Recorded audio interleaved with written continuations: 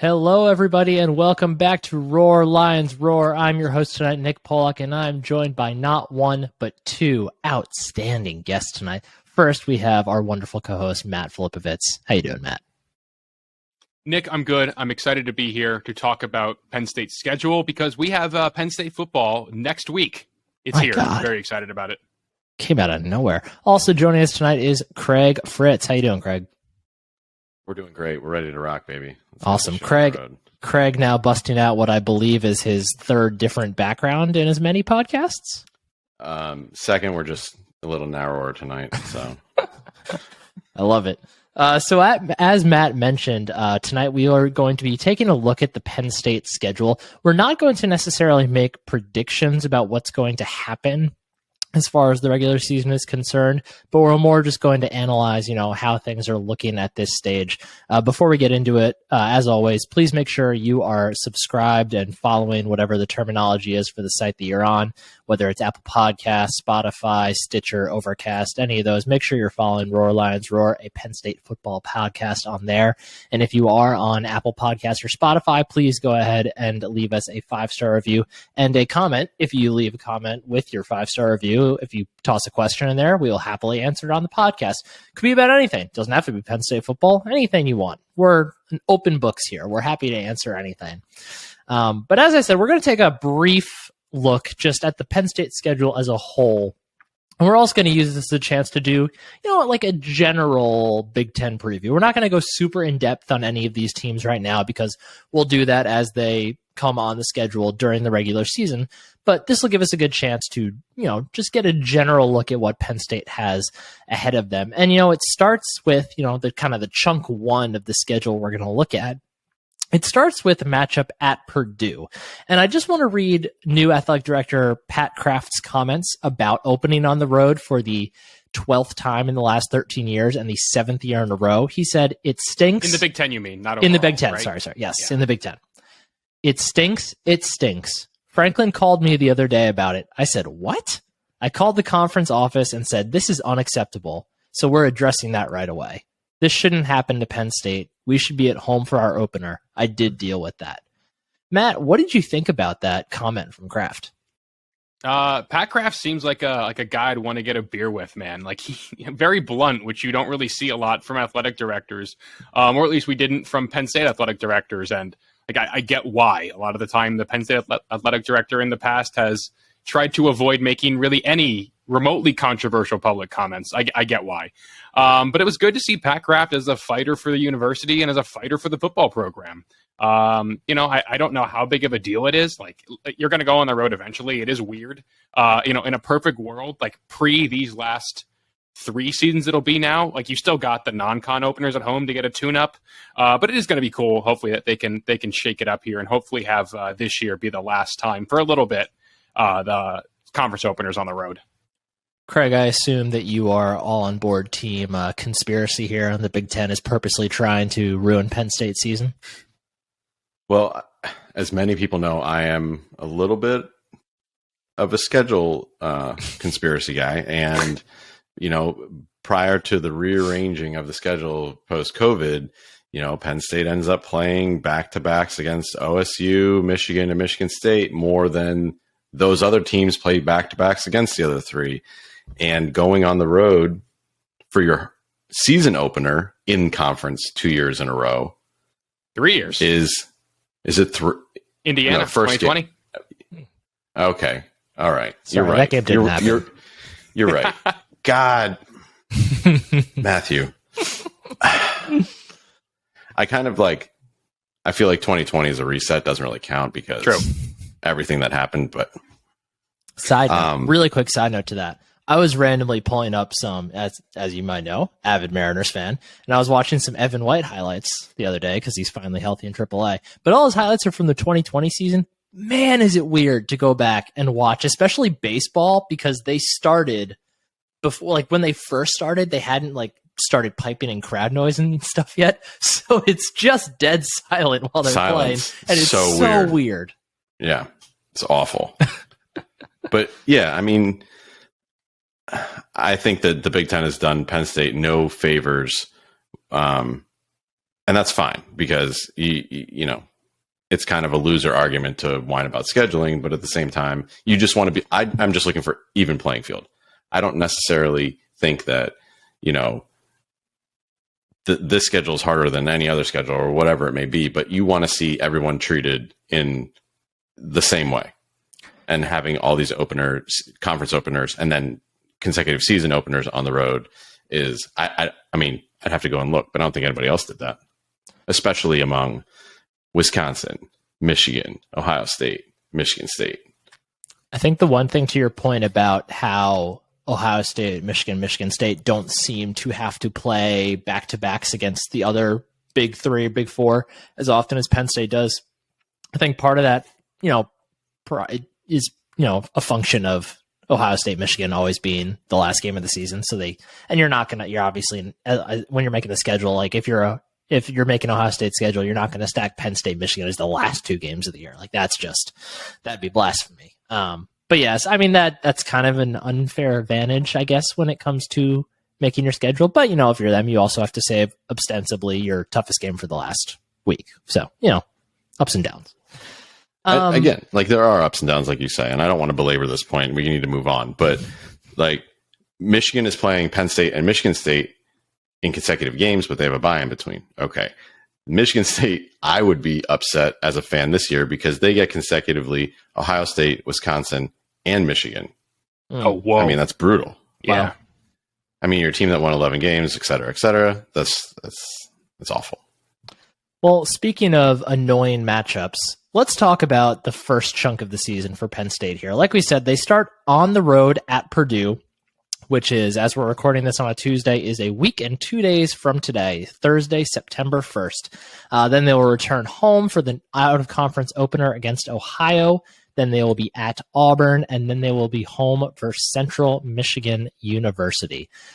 I think the first question I have when I look at this, you know, this set on the schedule, Matt, what do you think is actually the scarier matchup here, Purdue or Auburn? This is tough because Auburn is scary because I think there was a stat that we learned today that Penn State is the first Big Ten team to go to Jordan-Hare. Is that correct? Oh, I'm pretty sure I saw that today. So that's kind of terrifying in and of itself. But I think we're heading towards a bit of an anxiety bowl week 1 between Penn State and Purdue. Like if Penn State loses at Purdue, the whole season has this huge cloud over it. Yeah, I think if they lose at Purdue, realistic conversations have to happen about how you handle the Sean Clifford, Christian Veillere, Drew Aller situation. Like, there's just so many decisions that have to be made if they lose at Purdue. And I don't think you have to have those conversations if they lose at Auburn. Like, I think the Auburn loss in week 3 is a bit easier to explain. Just by nature of what that program is. So at least in the national conversation, because everyone's like, oh, right. Well, they went to Jordan-Hare where teams aren't supposed to have an easy time beating Auburn. Right. Exactly. Versus you go to West Lafayette, students are possibly not even back yet, or it's Labor Day weekend. Who knows what's going on? And it's an 8 p.m. game on a weeknight. Right. Yeah. So I got to go with Purdue as the one that gives me more anxiety right now. Craig, do you agree? No, I don't, because I think that Auburn's defense is legit, and I think if there is a team in the first 4 that is going to challenge this offensive line, it's going to be the Tigers, based on who they have up front returning. If the Boilermakers do that, and the Penn State revamped offensive line struggles at Purdue to get the ball moving at all, then it doesn't matter, because they're going to have, you know, I don't know that there's a fix coming by the time you go down to Alabama. But I just think Auburn is going to be a huge atmosphere that we have.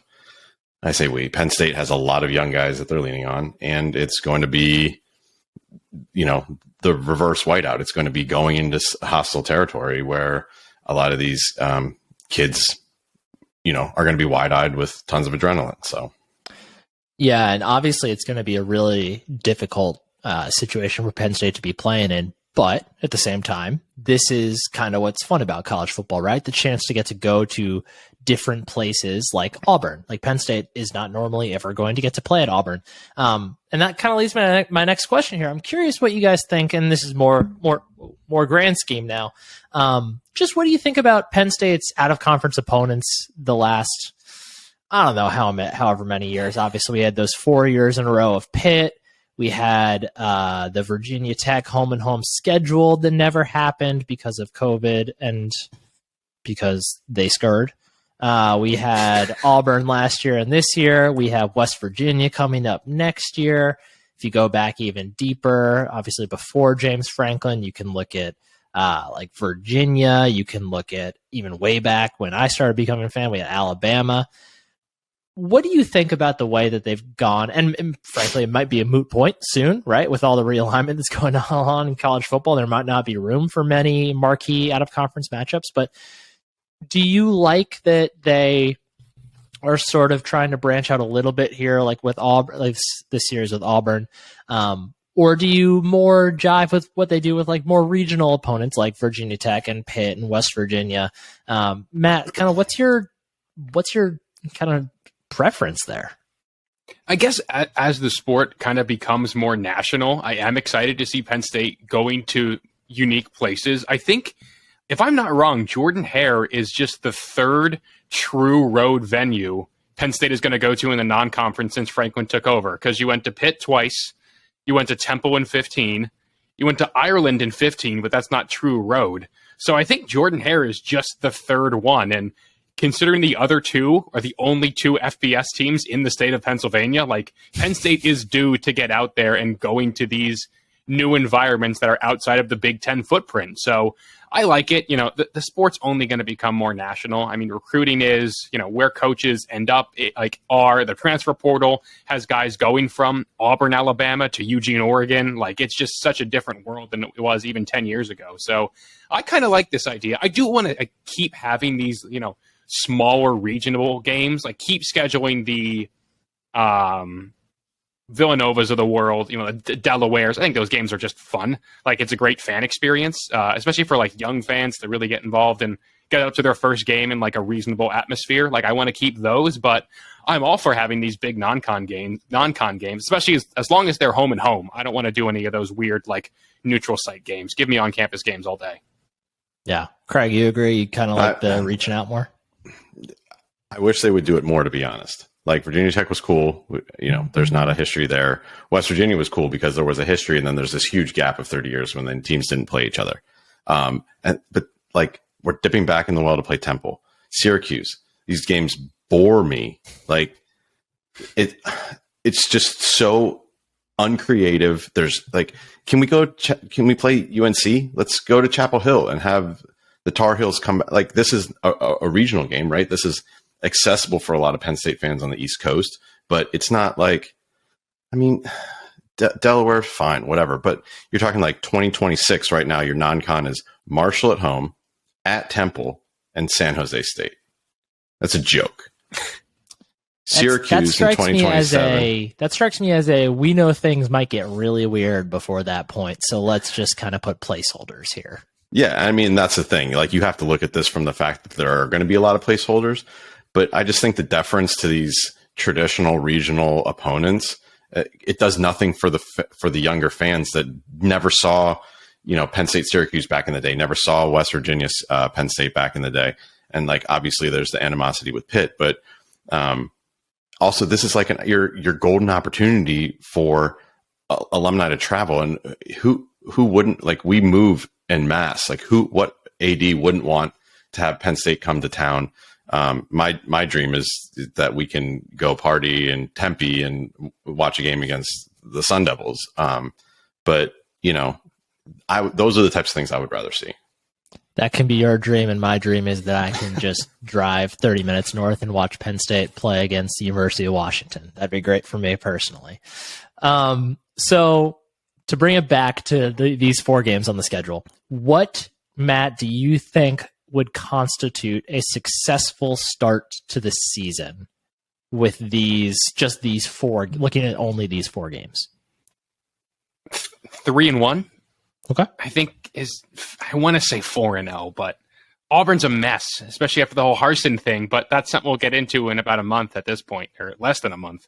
Yeah, man. I mean, 3-1 feels like what they have to go to be considered like in a good spot in October. Anything worse than that is disaster mode.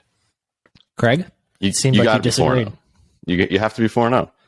I mean, what are your aspirations? You want to win 9 games, fine. You can be 3-1. But the second portion of the schedule is not like, okay, and we'll talk about it, but it's much less forgiving than the first portion. If you have aspirations of winning a Big Ten championship or playing a New Year's Six Bowl, you have to be 4-0.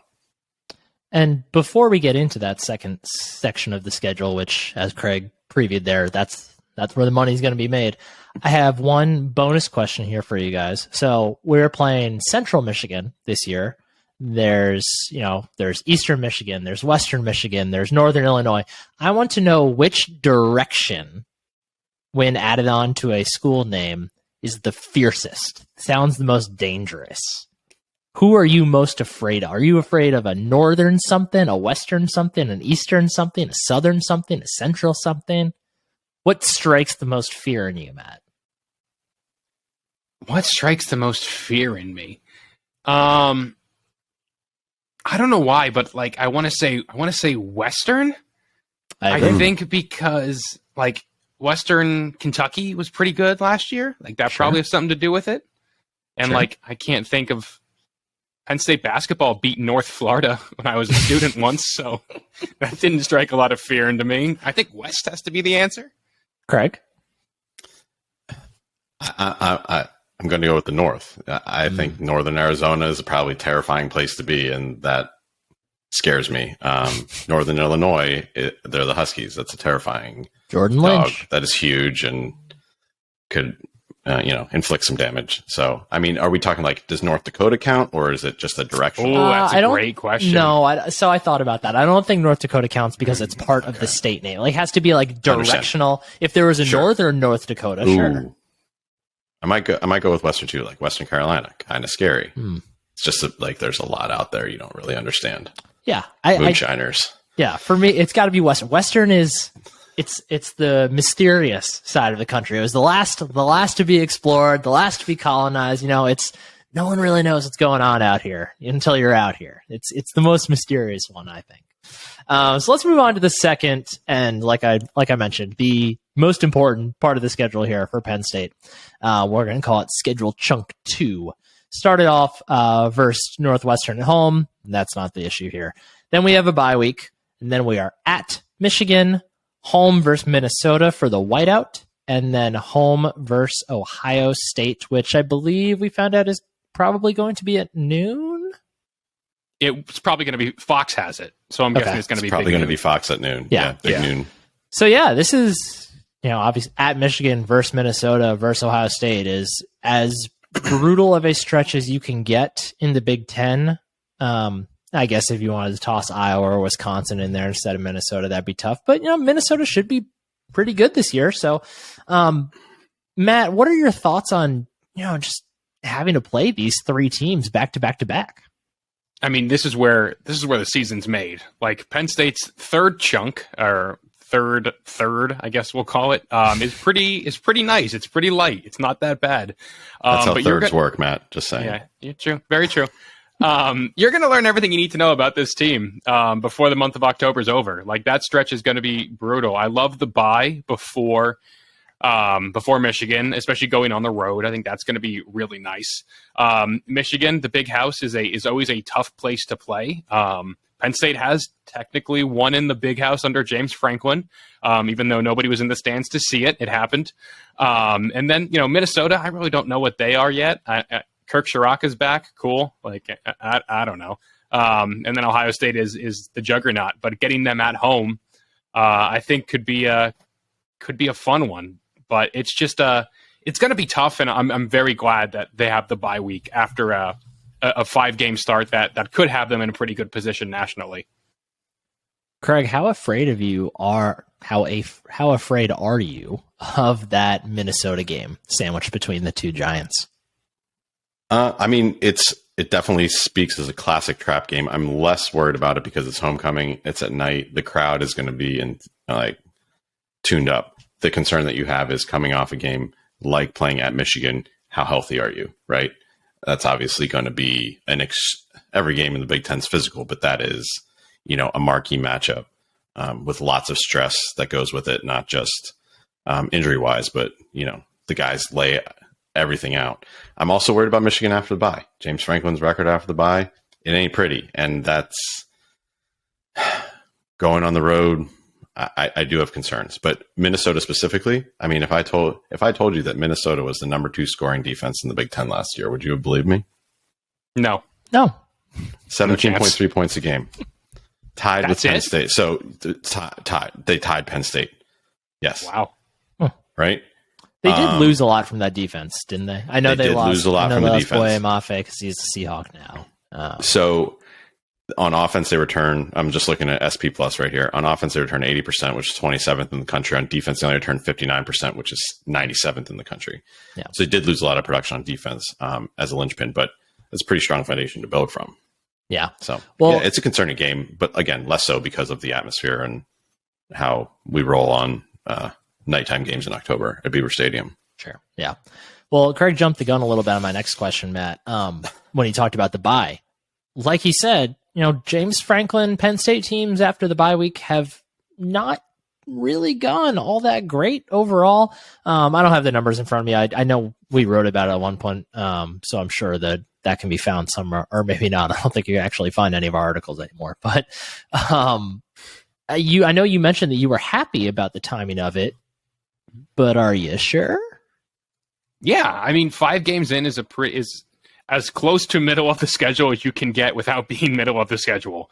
Is 5 games in. I mean, listen. I mean, by the time you have a bye, you've already been on the road to 2 Power 5 teams. And you've gotten, in theory, 2 tune-up games against 2 MAC schools, and you play a Northwestern team that, even though it's an even year, I'm not confident will be good at the sport of football.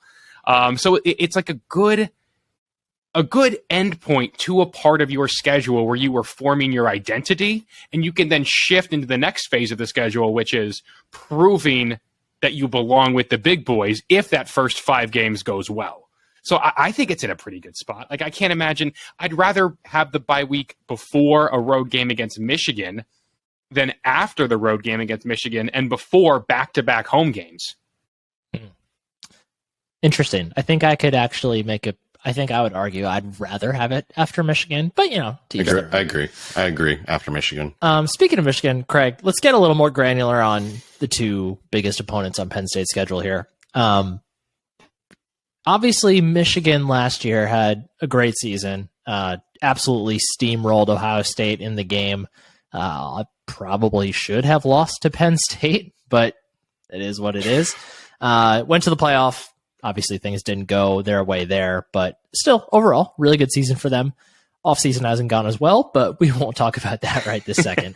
But my question for you, Craig, is can Michigan do what they did last year again? They no longer have Hassan Haskins. They no longer have Aiden Hutchinson or David Ajabo. They lose both coordinators.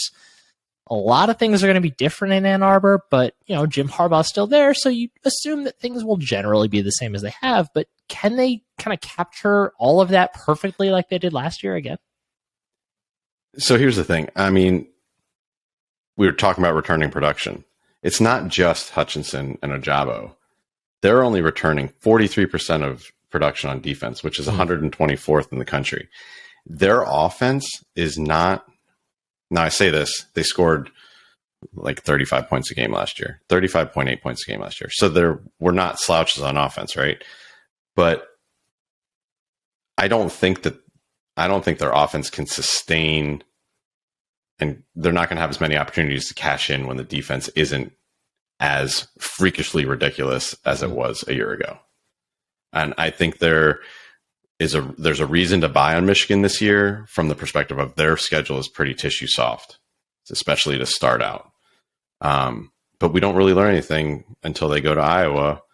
And Matt and I were talking before the podcast, getting ready. Matt thinks this is, Kinnick Night magic happening. So I'm not buying on Michigan just because that is a lot of production to replace. And those guys were playing at the very highest level on defense. So, yeah, and I think it's worth mentioning too, right, that Michigan isn't Ohio State. They don't recruit the way that Ohio State does. They recruit really well, and I know it's easy to forget that because they're having a pretty disappointing recruiting cycle happening at the moment, but they don't reload quite the same way that the Buckeyes do, or honestly, recently, not even the same way that any Lions do. So it's not like they're just going to plug guys in right away. Now, there are some exceptions to that. Donovan Edwards is going to step, and he played a lot last year, but he's going to step right in and become part of that new rotation with him and Blake Corum, replacing Hassan Haskins, different kind of back, but still really talented.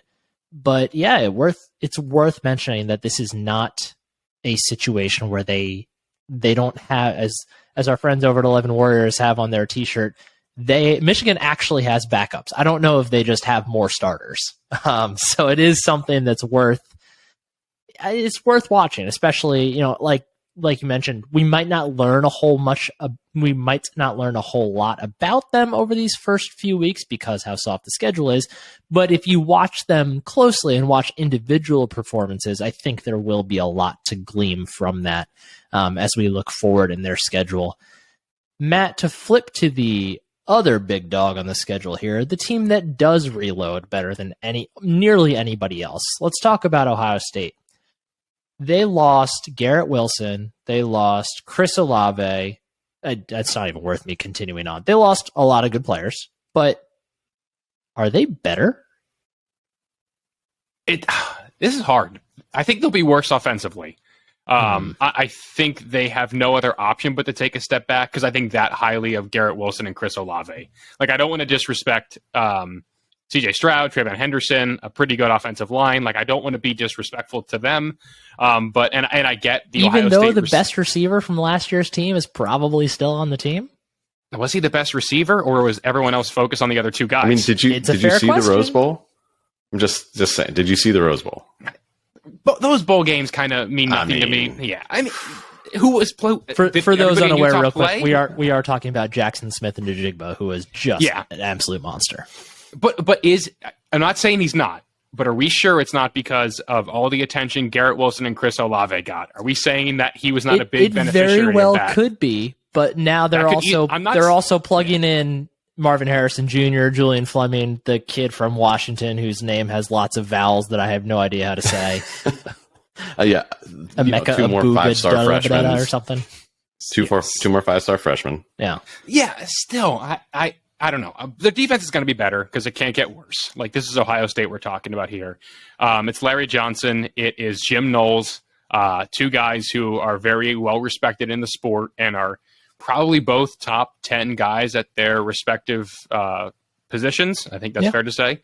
Ohio State is probably going to be better than 10-2.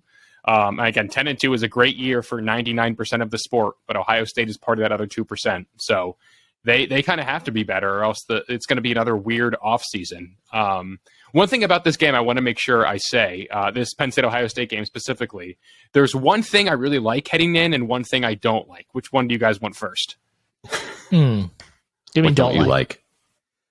James Franklin has said he does not like playing night games followed the next week by a day game. And Minnesota is going to be a night game whiteout, and then we're thinking Ohio State's going to be noon. Franklin has said you lose pretty much a whole day of recovery and prep from playing on that schedule. So that's not great. What I like is... What is he in what scenario? How often are you playing night games after night game? And then you're going to play a day game. Is he just saying basically he wants the night game and then a bye? He said he'd rather have early games. He's said many times he likes so he early just doesn't games want more. the night game. I mean, he knows the value of them, I'm sure, but I know he said he likes early games. As the ace recruiter, he's got to know that. Yeah, but still, you're losing that whole pretty much day of at least 12 hours of recovery and prep between the Minnesota night game and the Ohio State likely noon kick. The one thing I do like is that Ohio State, a little bit of a body blow theory here, has to host Iowa the week before they come to Penn State, and hosting Iowa is very different than going to Kinnick, but that's still going to be a dogfight. So Still not fun. One thing I like, one thing I don't like, and something that I'm sure I will touch on many times between now and late October. So, Craig, in this schedule chunk 2, Northwestern, the bye, Michigan, Minnesota, Ohio State, what constitutes success? I think they have to be 2-2. I don't think they're anything less than that is utter failure. I don't think you can be expected to roll into Ann Arbor and expect a win. I'm hoping for a competitive game. I think it is a potential win. But I think 2-2. Matt? 2-2. I think it has to be 2 and I think it has to be 2-2. So, speaking of Ohio State, notably, a school's fan base that did not pass Penn State on the big new Saturday leaderboard for home field apparel. And if you missed this, Big New Saturday is officially done after, I believe, 3 seasons? I think they call it 3 seasons of Big New Saturday. They're officially hanging that tradition up. Home field will still be making new shirts and all that. They're not going to stop releasing new products, new schools, but they are going to retire the Big New Saturday release the way that they do it currently, which means that your Penn State Nittany Lions are now the all-time winner for the Big New Saturday contest, which is pretty awesome. Matt, I believe you are wearing a home field shirt right now. Can you tell us about it? I am. This is my favorite shirt from the collection.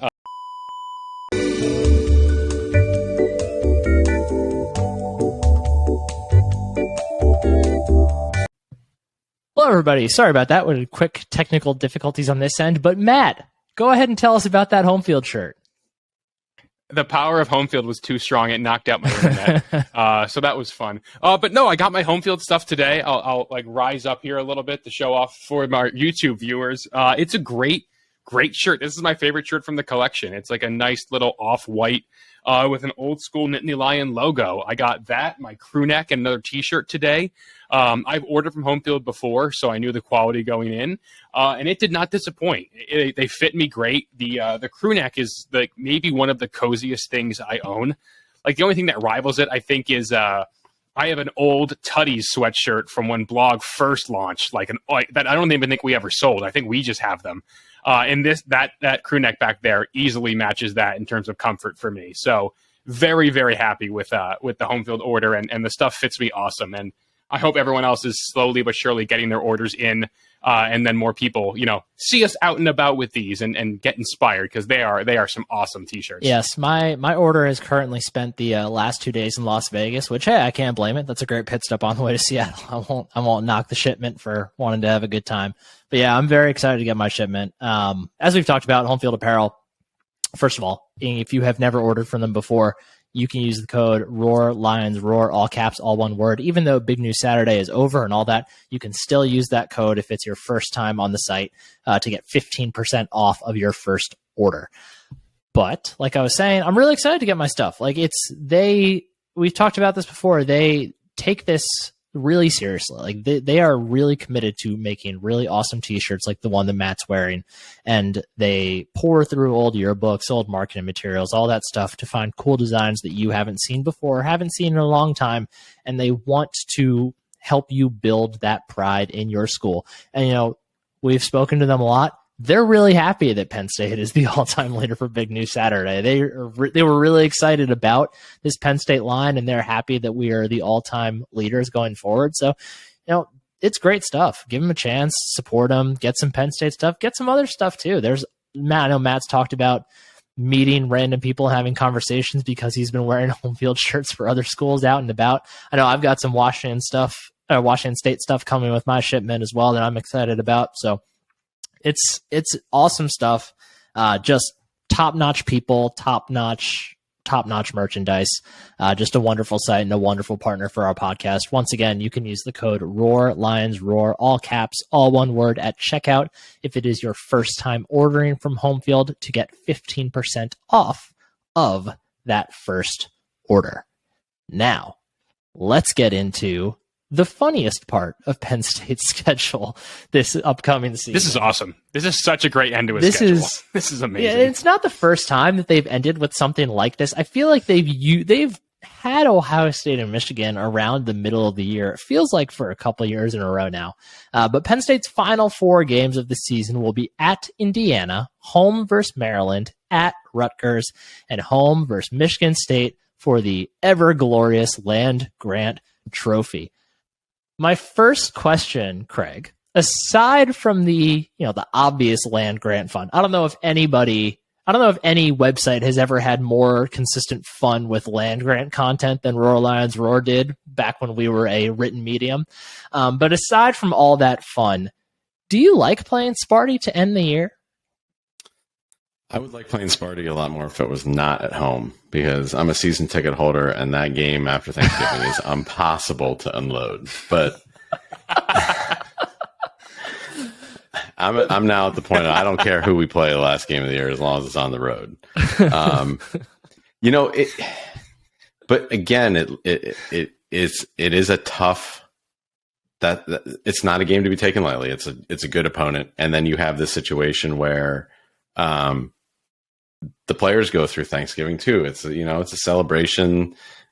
I do just worry about the quality of play in that game, but it was for so long the game to end the season. The seniors always came out against Michigan State. The land-grant trophy in its glorious hideousness was presented at the end of the game, and people got comfortable with it. I just wish it was not the Saturday after Thanksgiving. Yes, let us never forget the Derek Moore game ever, because that was one of the coolest wide receiver performances I think I've ever seen. I don't know what his final numbers even ended up as, but I'm pretty sure he had 2 touchdowns. I know he forced the fumble after the interception. He pulled a Steve Largent and got the ball back for the team. That was awesome though. But yeah, so I'm going to touch in here. I totally agree with a lot of the things you said, Craig, but I think the one big advantage of playing Sparty, especially for that last game of the season, is that Penn State has had a lot of trouble with Michigan State in past years when they have followed Ohio State or Iowa or Michigan or some other heavyweight. That's when Sparty takes their prey. They're like the Flying Dutchman in Pirates of the Caribbean. They take you when they have the wind at their back. When they have any little sliver of an opening, they're going to take advantage of that. And that sort of back-to-back typically just doesn't happen at the end of the year.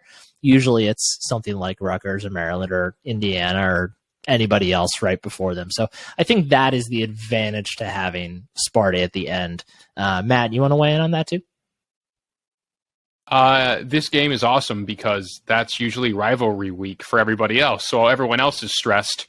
We get to laugh at a dumb gargoyle that's called a trophy. It's awesome. It's very true. It's perfect. It's perfect. So looking outside of Sparty here then, Craig, Matt, we'll go to you. Who do you think is the most dangerous this year between Indiana, Maryland, and Rutgers? Kind of really different situations for all 3 of those teams right now. Yeah, it's definitely not Indiana. No disrespect to the Fighting Tom Allens. It's probably Maryland, but a part of me thinks Rutgers takes a step.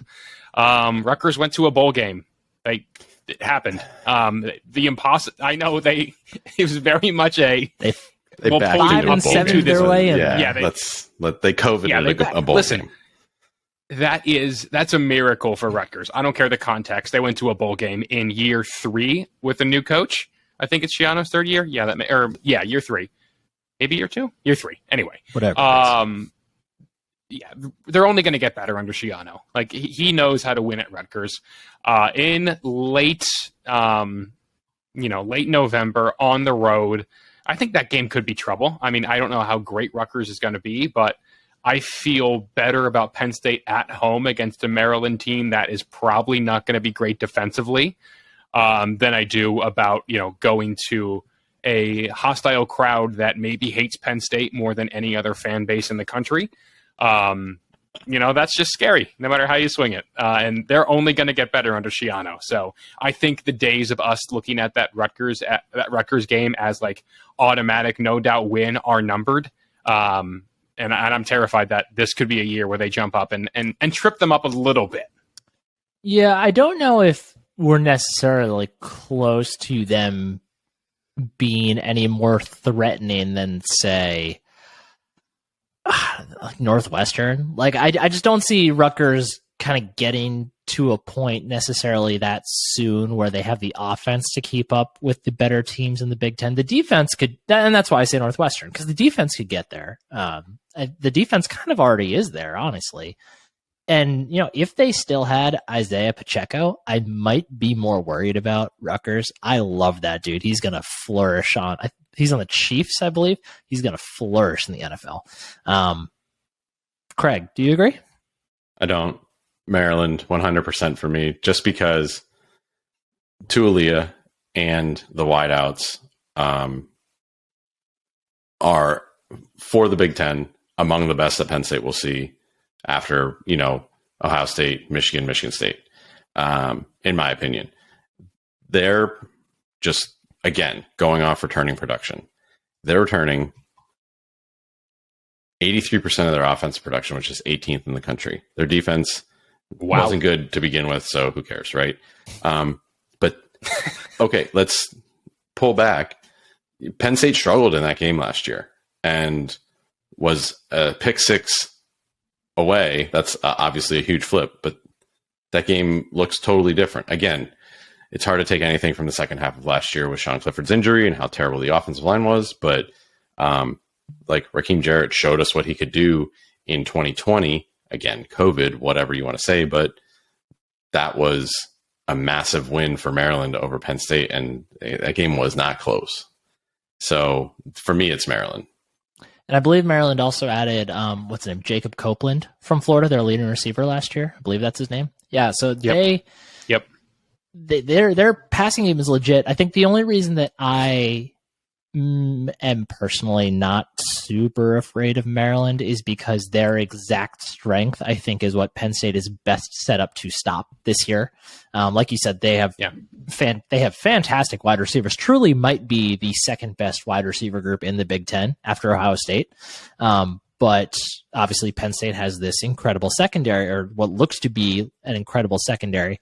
And I think the Penn State pass rush is going to be much improved too. And if there's one thing we learned about Talia Tagovailoa in the last few years, is that when he is up against a good pass rush, he starts to crumble a little bit and he starts to get off time and off balance with his throws. And that's when he does things like throw a pick six to Jair Brown to effectively end the game. So yeah, and just to touch on Indiana too, since we've talked about the other two, the only thing that gives me pause is that the last time Tom Allen really had this team humming was when we didn't really expect much of them, right? And we expect nothing of them now. So anything could happen with that team. Side note on Maryland real quick, since we were belaboring schedules earlier. At Wisconsin, at Penn State, host Ohio State 3 weeks in a row in November. Oh Big Ten hates new members. Oh my God. They play Michigan and Michigan State in back-to-back weeks. Well, there's a bye in between, but they play them in consecutive games early in the year as well.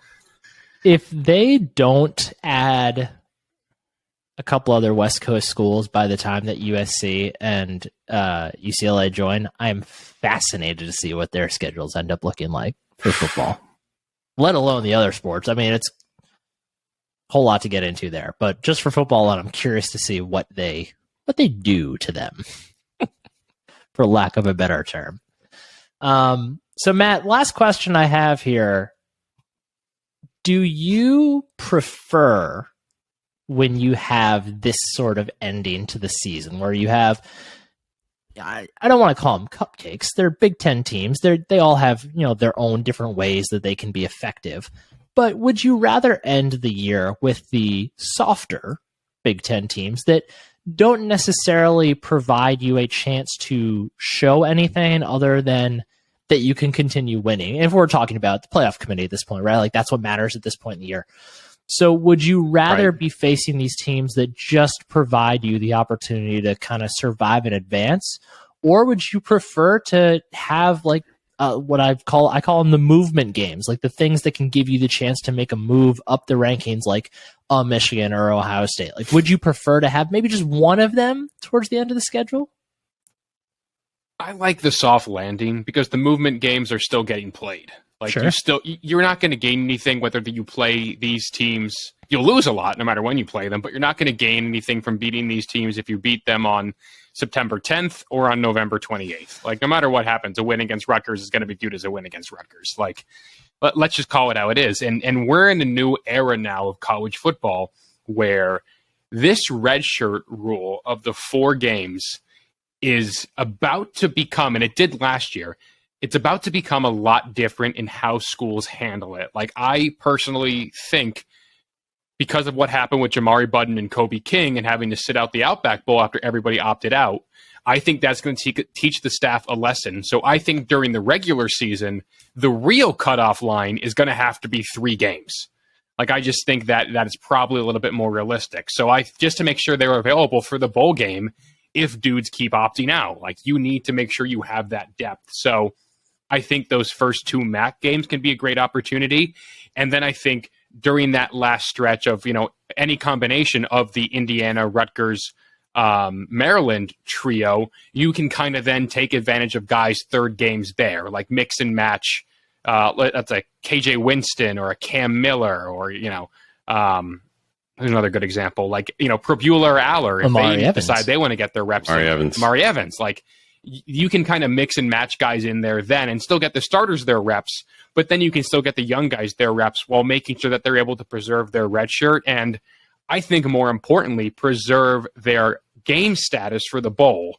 Because I think bowls are quickly shifting now to let's see what we have for the upcoming season, as opposed to let's put a good chapter on this past season. So that's why I kind of like the softer landing. I think it just opens up the staff a little bit more to kind of manage the roster and red shirts and injuries a little bit better. Yeah, it's like bowl games are kind of like they're like pre-spring spring games at this point, more or less. Yeah, exactly. Craig, what do you think? Do you agree? Yeah, I think it's such an interesting calculus here, right? Because let's say that Penn State needs to come out of the first third 4-0. Let's say you go 2-2. All right. So now you're 6-2, heading towards the final third with 4 extremely winnable games. You're staring down 10-2, right? So then a New Year's Six Bowl we haven't seen the opt-outs. Now, again, we haven't been in a post-COVID New Year's Six Bowl to really test that theory, but we didn't see the opt-outs previously. And to be honestly, clear, the official stance of Roar Lions Roar is opt out all you want, kids. Go get that paper. Yeah, definitely go get paid, protect yourself, get the money. Get money. I think that in the same vein that the calculus around redshirting is overwrought. Like if you're good enough to play in more than 4 games as a freshman, you're not going to be here for 5 years. So you get 4 years with the kid. If they're good enough to play in more than 4 games as a freshman, play them in more than 4 games as a freshman with the portal and, the way that true good players leave. I don't see redshirting as an advantage anywhere except along the offensive line, really. I mean, like, do I want to see Drew Shelton burn his redshirt this year? Absolutely not, because you never know with offensive linemen, and he could be a 4-year starter at Penn State. But again, if he's that good to be a 4-year starter, he's probably not going to be here for 4 years anyway. So I just say play the best players you have on the roster, regardless of their class. Yeah, and I think Franklin has been pretty open about the fact that he's kind of moving towards that model also, that he understands that, the chances that we are going to have guys recruited post-COVID with the extra year and all that, not a factor. The chance that you're going to have guys on campus for 5 years, even if they're not, bona fide stars with the world of the transfer portal now, it's really, really slim that you're going to have anyone for 5 years. So that's a good point. I wanted to go back to something, Matt, that you mentioned. You said that and maybe you were just speaking about kind of the non-movement games, but I thought I heard you say that you think the movement games hold the same weight earlier in the season as compared to later in the season. And I would push back on that a little bit because the committee is not, they're not a computer. They've shown, I think, in the past that they, like, I think we have seen them be swayed by somebody beating opponent B later in the season as compared to earlier in the season, and it making a difference as far as the timing. And I think part of that is because they're not computers, and because they can toss any arbitrary logic onto it that they want about why it's more important now. Oh, well, early in the season, Team B was missing its starting defensive end, so we viewed it as more important here at the end of the year. Or, Team A beat Team B without their starting tight end, and I think that makes a difference at this juncture in the season. To me, that is the one pushback I'd have to that, is that I think just because they're human beings, I think it's a lot easier, and let's say you're Penn State, I think it's a lot easier to take value from beating number 3 Ohio State on November 16th as compared to beating number 4 Ohio State on October 11th.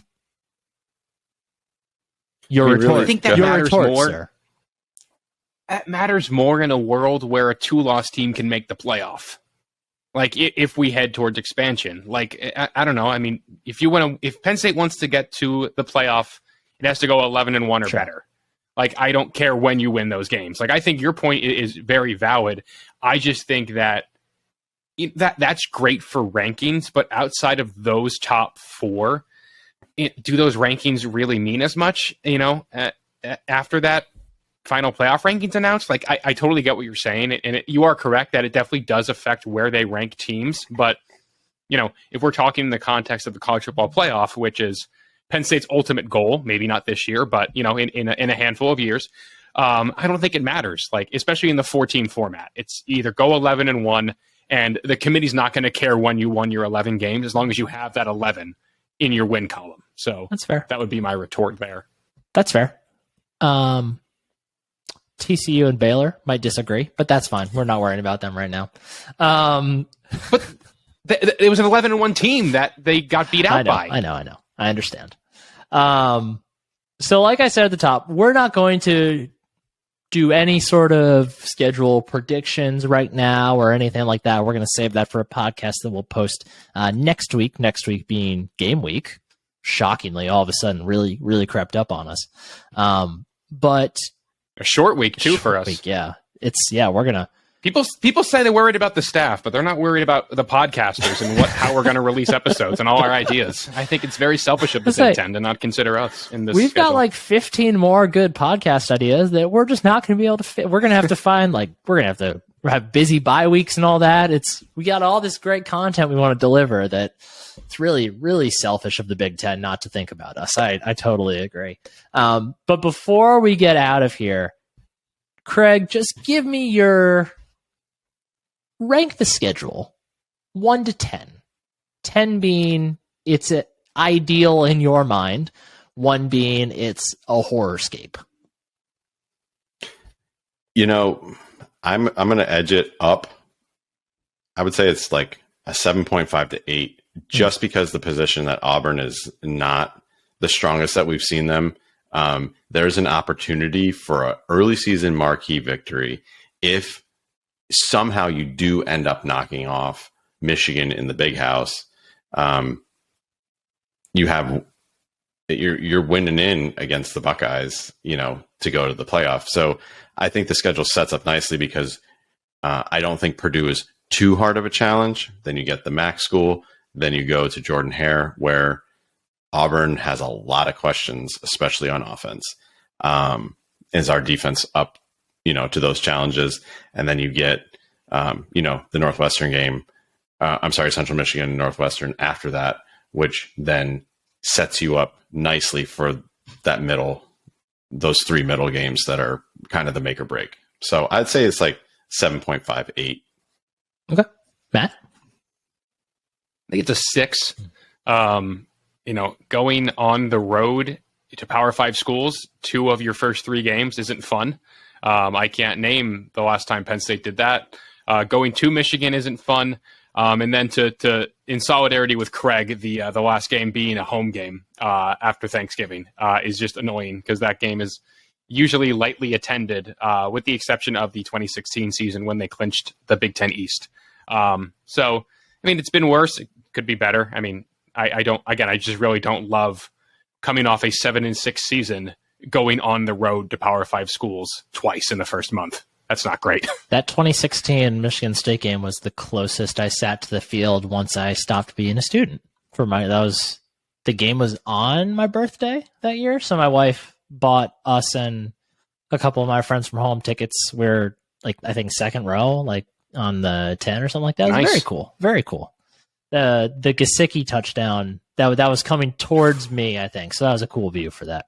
For that play. Was my one friend so drunk he was starting to fall asleep while standing in the first half, which was painfully boring? Yes, he was, but he woke up in the second half, which is what matters. I think I'd land somewhere in the middle of you guys. I'll say 7 for my ranking for the schedule. Like you said, Matt, I really don't love going to Purdue and to Auburn in the first 3 weeks, but it's not the worst year to be going to Purdue or going to Auburn. I am definitely afraid of Aiden O'Connell for Purdue, and facing one of the Big Ten's best quarterbacks week 1 on the road is certainly not ideal, but no David Bell, no George Karlaftis. That's a pretty big deal. Like you mentioned, Auburn's just in a weird spot. Michigan, Minnesota, Ohio State is not ideal. And like I said before, I would actually prefer the bye be after the Michigan game. But overall, I think it's a doable schedule. Your crossover games with the West are pretty light, especially compared to the last few years. Just not having Iowa is such a weight off the shoulders of the regular season. So I think I'd land as a 7 as well. Like I said, we will do more in-depth predictions. We'll make our season win total predictions. We'll make player prop predictions. We have a whole bunch of predictions, a whole bunch of betting stuff like that that's going to be coming probably next week or maybe at the end of this week. We will have another podcast with Bill and some friends outside of Roar Lions Roar that will be doing a little over-under podcast for all the Big Ten teams just to kind of get a better gauge on what they're doing. So look out for that. That'll probably be posting on Friday. But for now, I think that's all we got for tonight. So once again, as a reminder, please make sure you are subscribed, following, downloading our podcast from Apple Podcasts, Spotify, Stitcher, Overcast, wherever you get them. And please leave us a 5-star review. If you are able, leave us a question. We will answer it. And if you have yet to order a first order on homefieldapparel.com, or I think that's their website, homefieldapparel.com, whatever it is, Google Home Field Apparel, you'll find them. If you have yet to order from them, you can use the code ROARLIONSROAR, all caps, all one word, at checkout for 15% off of your first order. You can get any of their amazing Penn State shirts or any of their other shirts. They're all great. And especially look out for their new Indianapolis Colts stuff. Even if you're not an Indianapolis Colts fan, that stuff looks incredible. I'm super jealous. It's really sweet. I'm currently doing everything I can to get them in contact with the Seattle Seahawks to get them to make a Seahawks line next, because that would be fantastic. But for myself, Nick Pollock, for my co-hosts tonight, Craig Fritz and Matt Filipovitz, thanks for listening. Thanks for hanging out with us. Go State. Go State. Go State.